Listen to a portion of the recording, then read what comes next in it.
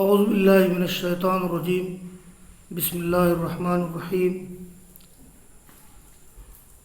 والمحصنات من النساء الا ما ملکت ایمانکم کتاب اللہ علیکم وحل لکم ما وراء ذالکم ان تبتغوا باموالکم محسنین غیر مصافحین فما استمتعتم به منہن فآتوہن اجورہن فریضہ ولا جناح علیکم فیما تراضیتم به من بعد الفریضہ ان اللہ کان علیما حکیما۔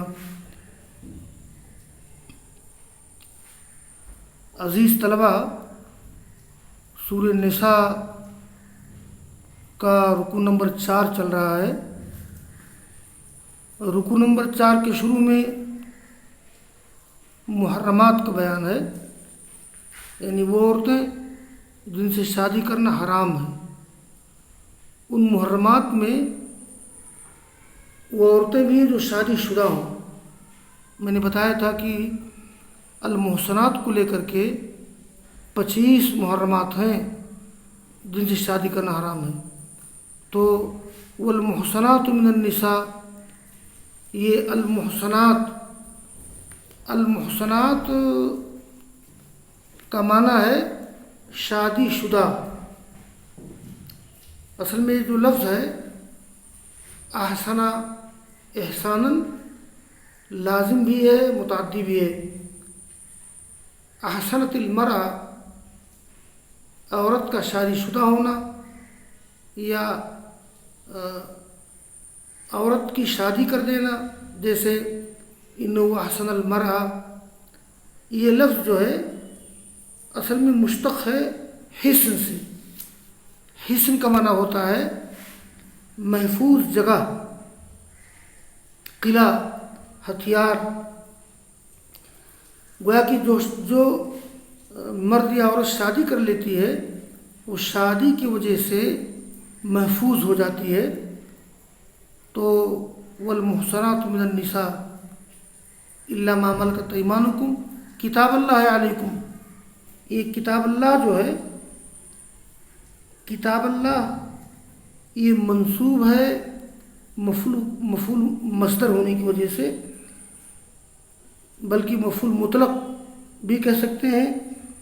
ای کتب اللہ کتابا، تو کتاب اللہ علیکم یہ منصوب ہے مصدریت کی بنا پر، یہ مفعول مطلق ہے۔ وحل لکم ما وراء ذالک، وحل حلال کیا گیا، باموالکم محسنین غیر مصافحین، یہ مصافح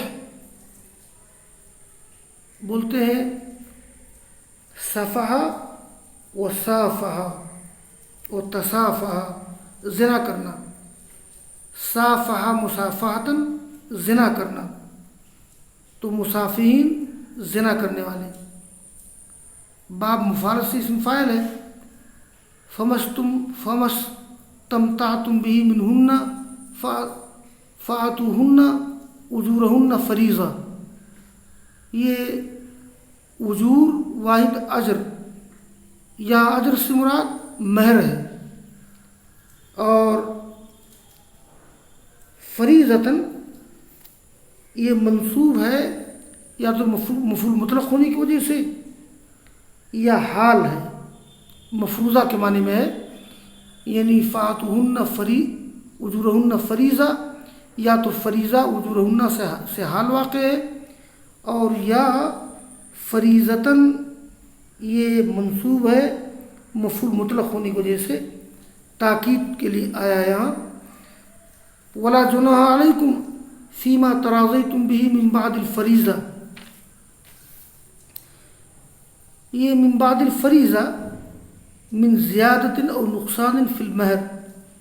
فإن ذلك جائز عند تراضی الزوجین،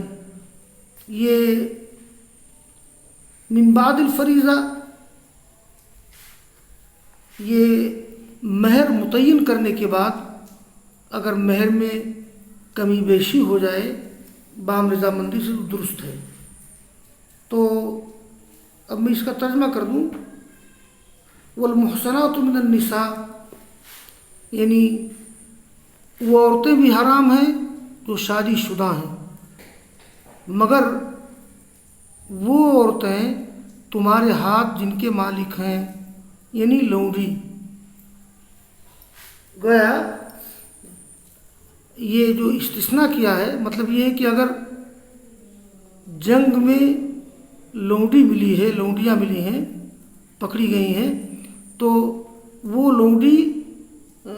کسی غازی مجاہد کے لیے حلال ہے، بشرطے کہ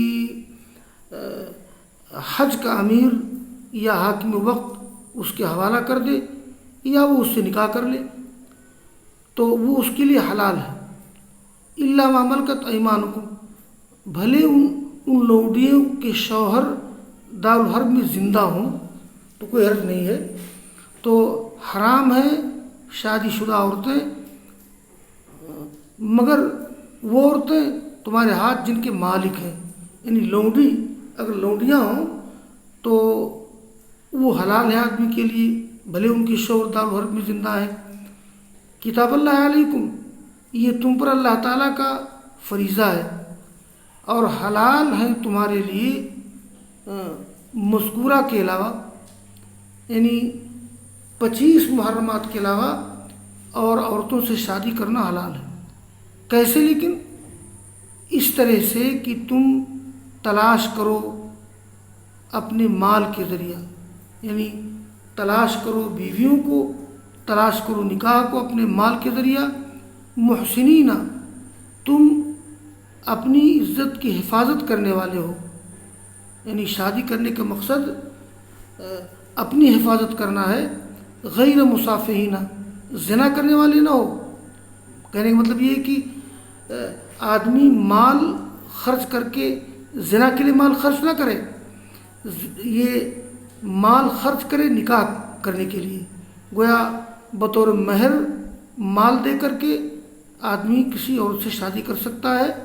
اور مال دے کر کے بغیر نکاح کے زنا ہو جائے گا۔ فَمَسْتَمْتَعْتُمْ بِهِ مِنْهُنَّ، تو ان میں سے جن عورتوں سے تم نے فائدہ اٹھایا ہے، فَآتُوهُنَّ أُجُورَهُنَّ،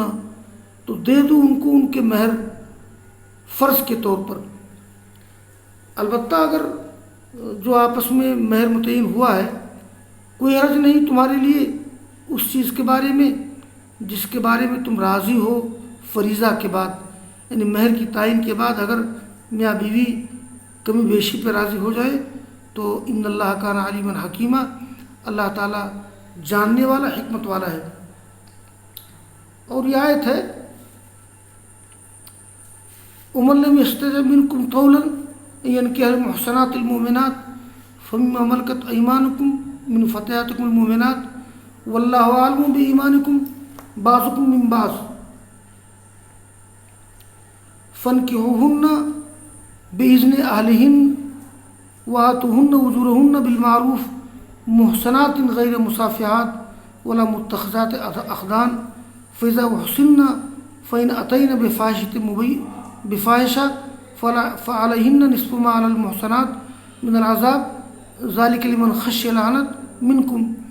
وَأَنْ تَصْبِرُوا خَيْرٌ لَكُمْ وَاللَّهُ غَفُورٌ رَحِيمٌ۔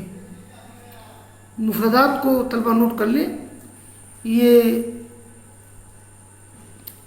اس میں لفظ آیا ہے اخدان، تو اخدان واحد خدن، اس کے معنی دوست، ساتھی،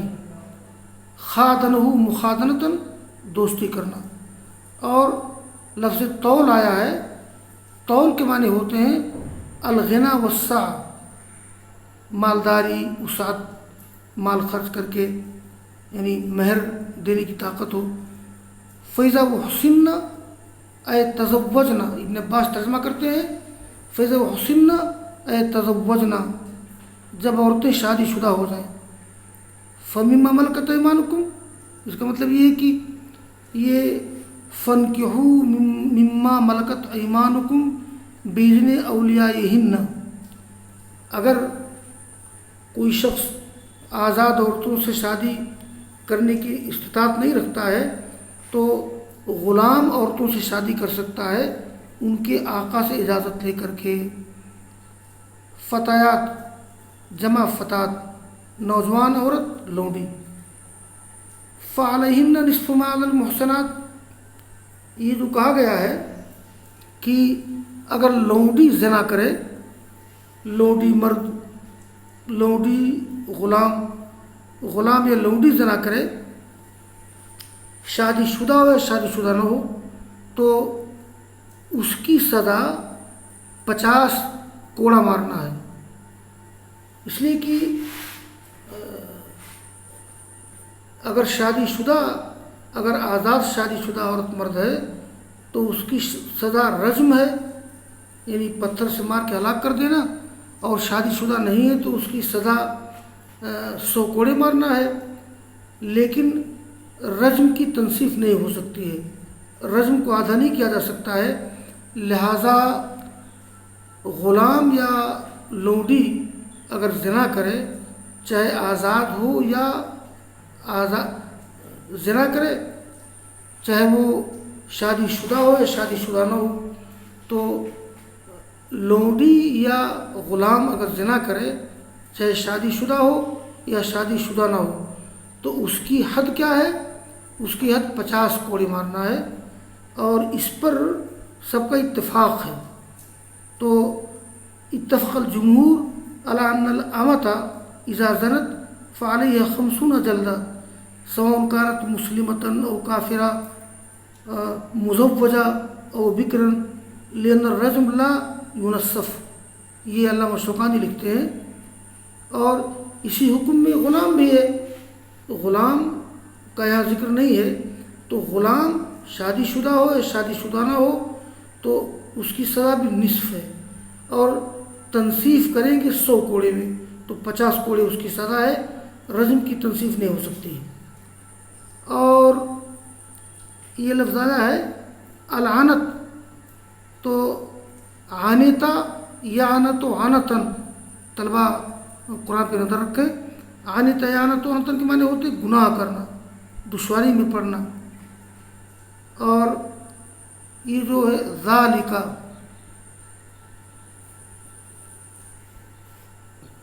ذالک لمن خشی العنت ذالکہ سے اشارہ ہے لوڈیوں سے نکاح کا حکم یعنی حکم النکاح مال فتایات یا مال اما اشارہ اسی طرف ہے اب جو ہے اس کا ترجمہ اور تفسیر سن لیجیے یہ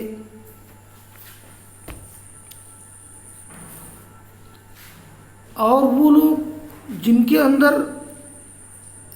استطاعت نہیں ہے وسعت نہیں ہے کہ وہ ينكح المحصنات المؤمنات کہ وہ پاک دامن مومن عورتوں سے شادی کریں یہاں محصنات پاک دامن کے معنی میں ہے شادی شدہ سے تو شادی کر نہیں کر سکتے ہیں اور وہ لوگ جن میں استطاعت نہ ہو وسعت نہ ہو کہ وہ پاک دامن مومن عورتوں سے شادی کریں فمما ملکت تو انہیں چاہیے کہ وہ شادی کریں ان لونڈیوں سے تمہارے ہاتھ جن کے مالک ہیں یا لونڈیوں سے آدمی شادی کر لے اگر دوسروں کی لونڈی ہے ان کی ولی سے اجازت دے کر کے من فتیاتکم المؤمنات اپنی مومن لونڈیوں سے کافر لونڈی سے شادی نہیں کر سکتے ہیں واللہ عالم بایمانکم اللہ تعالیٰ بہتر جانتا ہے تمہارے ایمان کو بعض لوگ بات سے ہے فنکحوہن باذن اہلہن تو ان لونڈیوں سے شادی کرو ان کے مالک کی اجازت سے یہ فتیات المومنات کا ذکر ہے نا یعنی مومن لونڈیاں اور ان کو اجرت دے دو معروف طریقے سے محصنات غیر مصافحات اور وہ اپنی عزت کی حفاظت کرنے والی ہوں زنا کرنے والی نہ ہوں یعنی آزاد عورت ہو یا غلام لونڈی ہو ضروری ہے کہ وہ نکاح کر کے اپنی عزت کی حفاظت کرنا چاہے محصنات تو اپنی عزت کی حفاظت کرنے والیاں ہوں زنا کرنے والیاں نہ ہوں ولا متخذات اخدان، اخدان واحد خدن، اور نہ دوست بنانے والیاں ہوں. مطلب یہ ہے کہ چوری چھپے کسی اجنبی مرد سے تعلق قائم کر کے اپنی ہوس پوری کرنا یہ درست نہیں ہے. فیضا و حسن، اور جب عورتیں شادی شدہ ہو جائیں،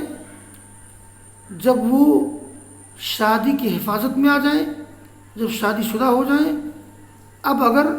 وہ کوئی بدکاری کریں، لونڈیوں کو ذکر ہو رہا ہے، اگر لونڈی شادی شدہ ہو جائے اور بدکاری کرے تو فعلہن نصف ما علی المحصنات، تو ان پر اس سزا کا نصف ہے جو آزاد شادی شدہ عورتوں پر ہے، یعنی اس عذاب کا نصف ہے. اس میں ذکر کیا گیا ہے کہ شادی شدہ لونڈی اگر زنا کرے تو اس کی کیا سزا ہے؟ اس کی سزا ہے نصف ما علی المحصنات من العذاب، یعنی جو پاک دامن عورتیں آزاد ہوں ان کو جو سزا دی جاتی ہے اس کا نصف سزا ان کو دی جائے گی. تو میں نے ذکر کیا ہے کہ لونڈی شادی شدہ ہو یا شادی شدہ نہ ہو، اگر وہ زنا کرے تو اس کی سزا 50 کوڑے مارنا ہے، اس لیے کہ شادی شدہ کے لیے تو 1/2 رجم ہونا چاہیے،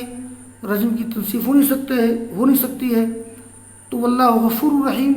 اللہ تعالیٰ معاف کرنے والا ہے، مہربان ہے. تو یہ رکوع آج مکمل ہو گیا، اور وآخر دعوانا الحمدللہ رب العالمین. تو جو باتیں طلبہ نے سمجھی نہ ہوں میں رک جاتا ہوں، طلبہ پوچھ لیں.